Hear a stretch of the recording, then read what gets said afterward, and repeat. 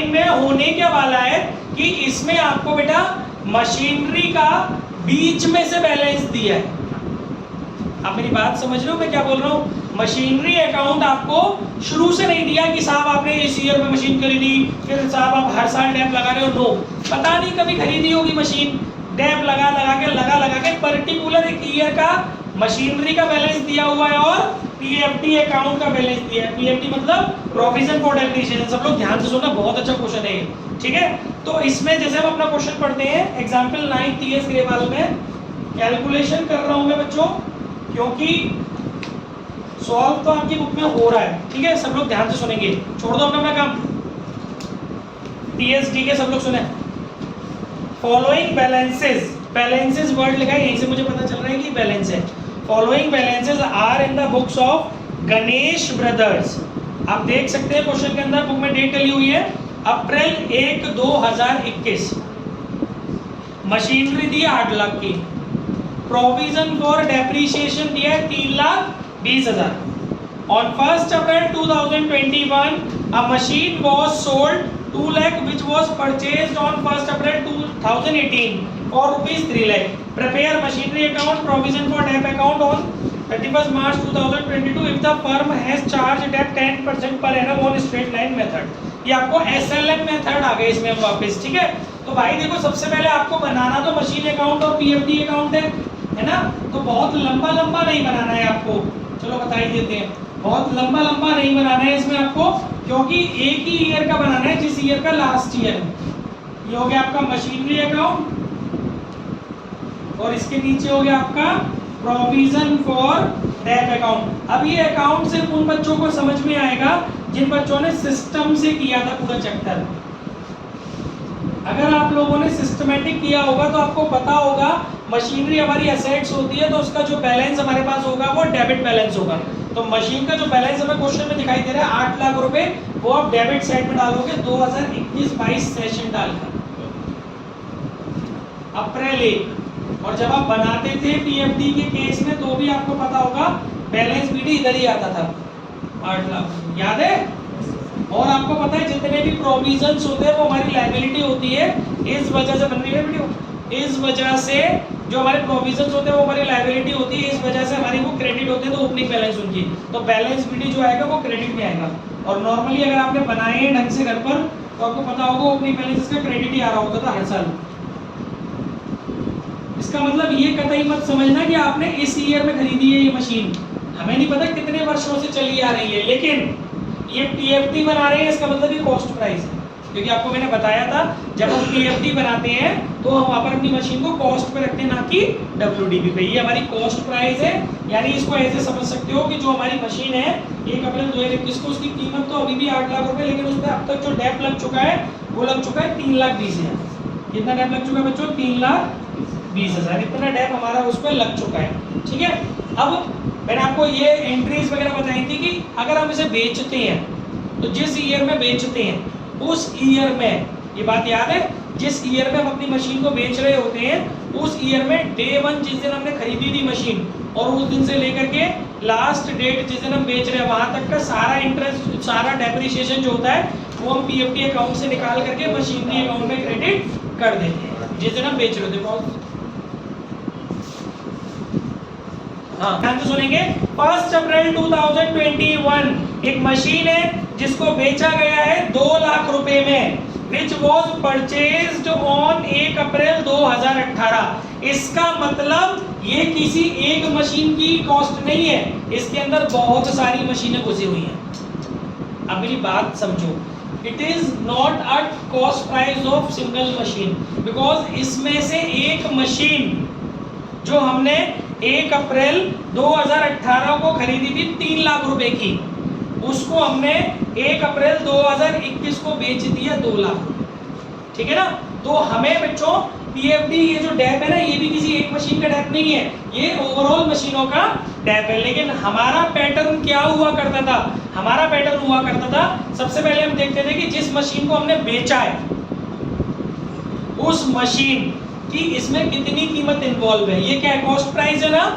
तो इसमें कितना कॉस्ट प्राइस आपका इन्वॉल्व है?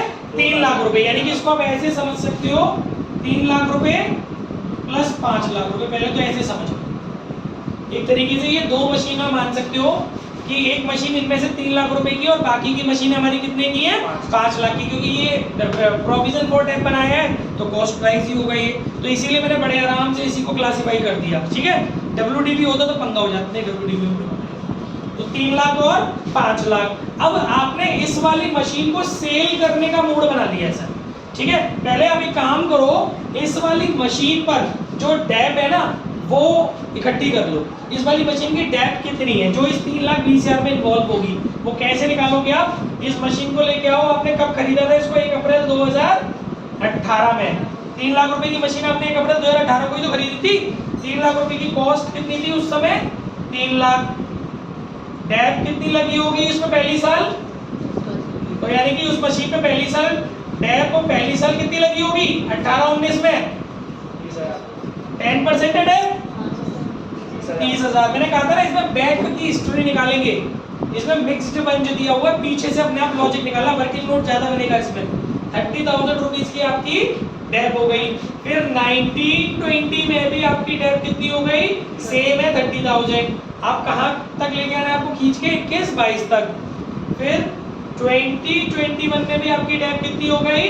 30,000। ठीक है, अब 21-22 में तो आप बेच ही रहे हो उसको, तो यानी कि आपकी टोटल उस मशीन पर डेप कितनी हो चुकी है बेटा? 90,000। मेरी बात समझ में आ रही है? और ये डेप इसमें इन्वॉल्व होगी।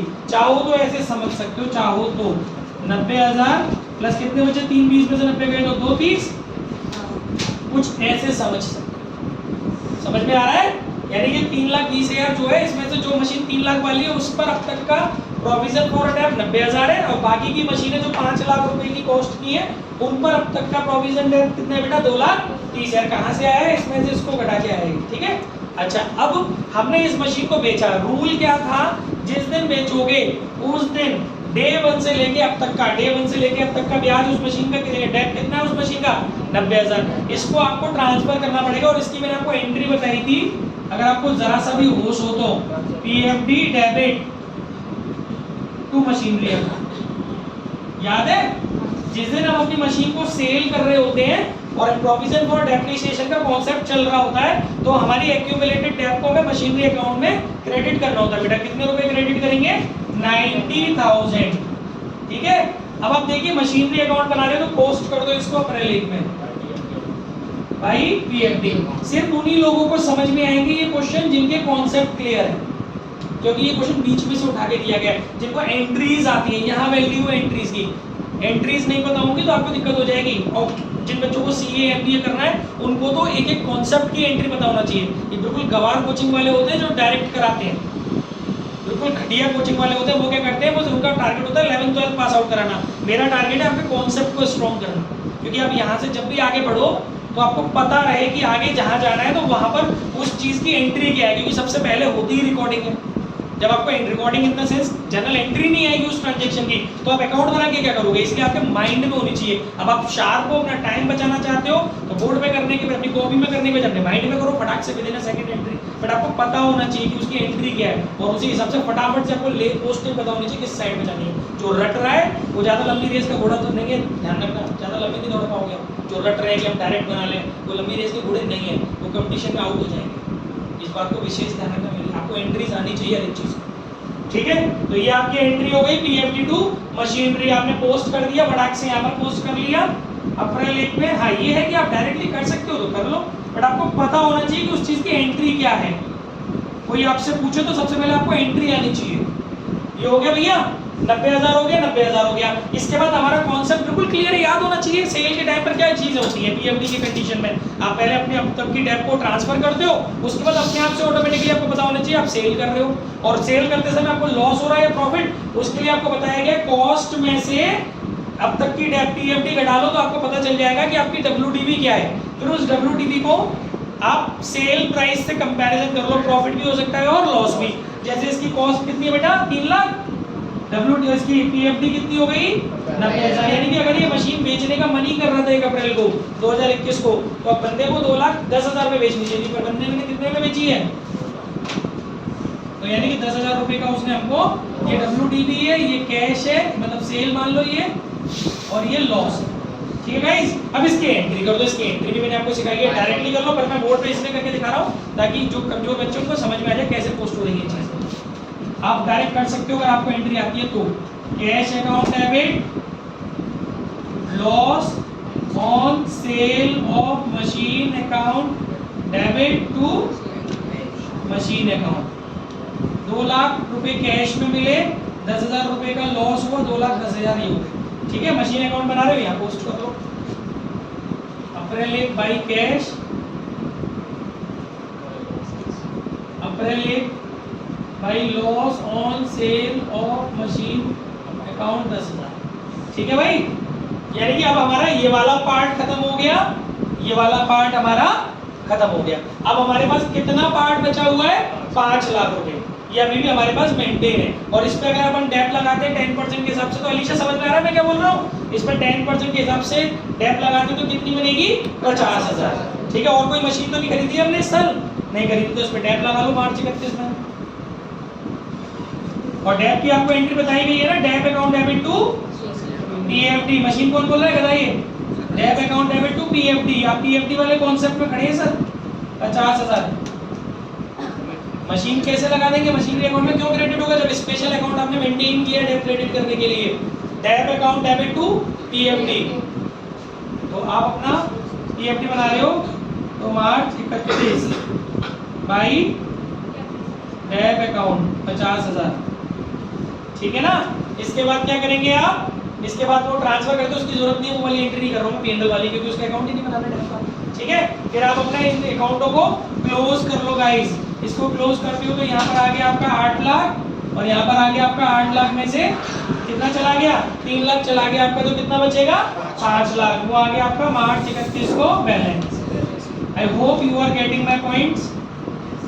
ठीक है, और ये नेक्स्ट ईयर उतर के आ गया, अप्रैल 1 में बैलेंस आ गया, टू बैलेंस डीडी 5 लाख।